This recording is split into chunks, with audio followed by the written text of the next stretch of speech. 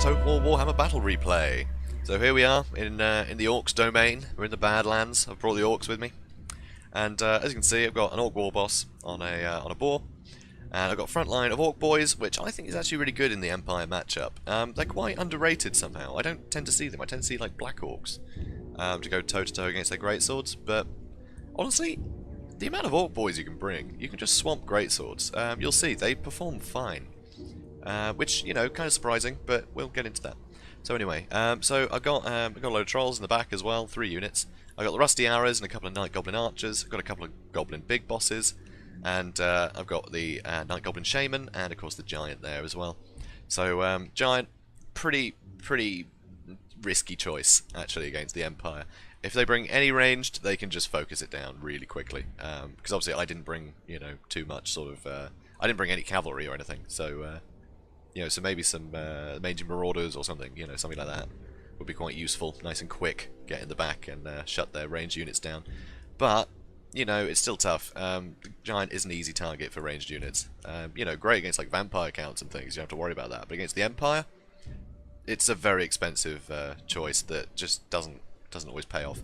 But I decided to gamble, decided to roll the dice, seeing as how I brought so many cheap Orc boys. They're only like, what, 500? Units each, 500, 450 maybe? They're really cheap. But yeah, they perform pretty well. Look at their weapon strength. It's 34, which is crazy for like such cheap units. So anyway, the other guy, he's got obviously an Amber Wizard, you know, coming to get me straight away.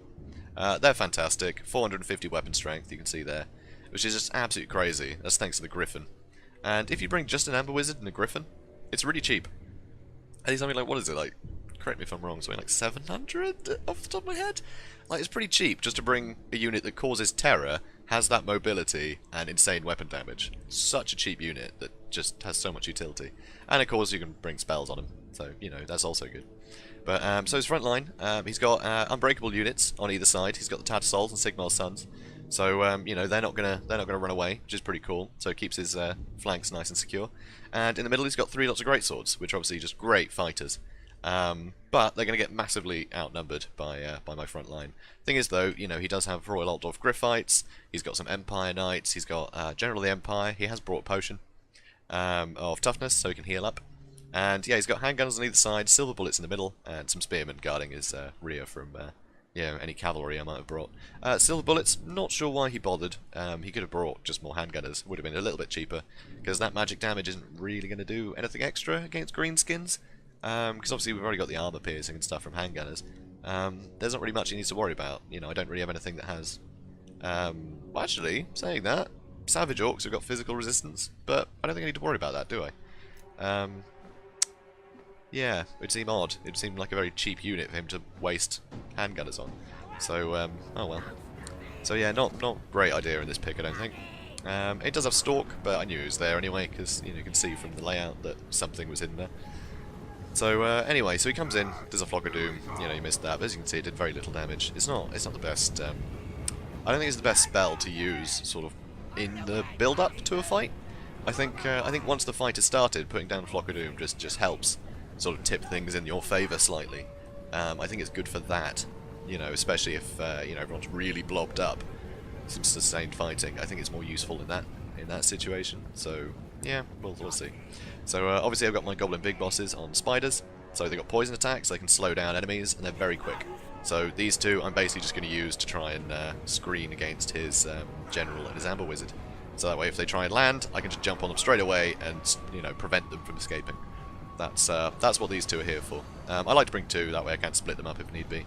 It gives me a bit more utility. You know, I can have one attacking one group of archers and another attacking, you know, another group of archers or something like that. I like having 2 because they're quite cheap as well.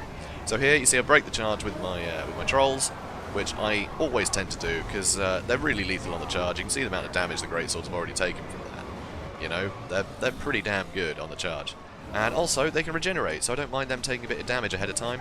And it means when my Orc boys get in, you know, the trolls are already taking all the damage from the greatswords.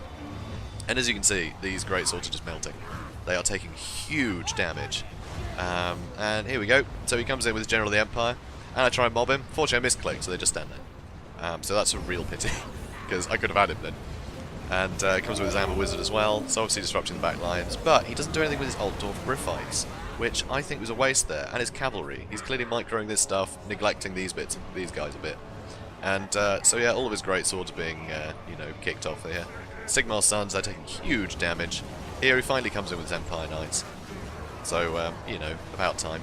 Amber Wizard's taking some damage. General of the Empire already used his potion.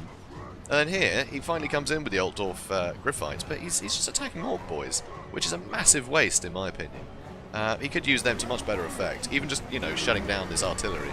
And, you know, they would absolutely destroy the Goblin Big Bosses, so I'd have to be really careful.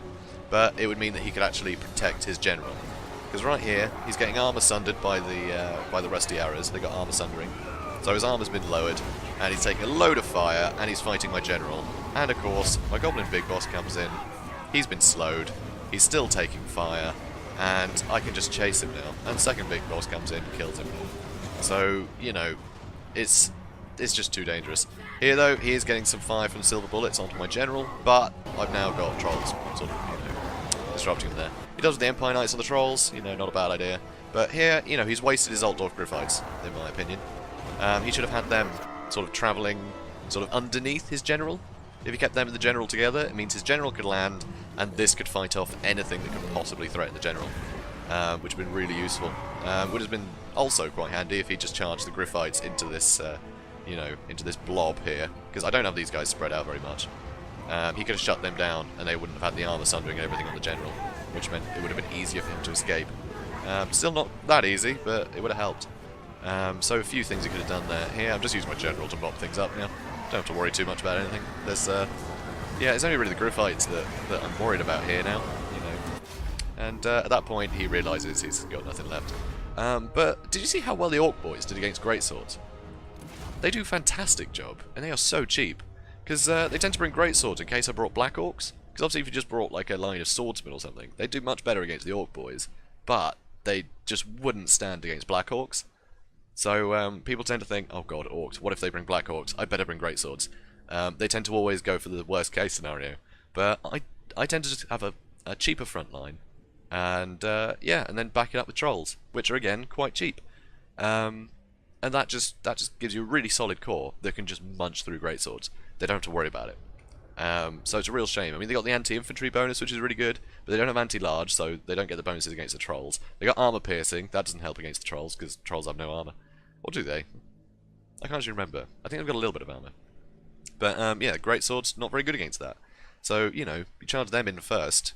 The greatswords are going to take a ton of damage, and then you can just follow it up with, you know, really high weapon strength for very cheap units, but very dense groups of them.